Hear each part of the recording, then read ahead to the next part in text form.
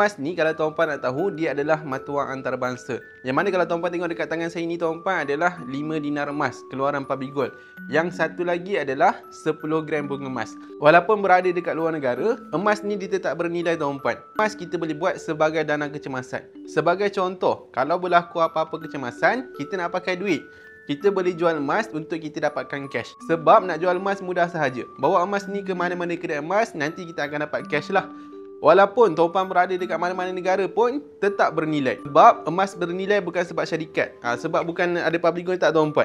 Emas bernilai disebabkan oleh berat dan juga keturunan emas itu sendiri. Jadi bagi tuan-puan yang tengok video saya ni, tuan-puan yang masih lagi ragu-ragu nak simpan emas ni, betul ke simpan emas ni? Betul tuan-puan. Sebab dekat Public Gold kita simpan emas dan dapat emas.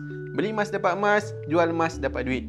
Jadi itu sahaja tuan-puan. Bagi tuan-puan yang tengok video saya ni, yang belum ada akaun emas dengan Public Gold lagi, boleh terus klik link di bio, nanti saya akan bantu dengan sebaiknya.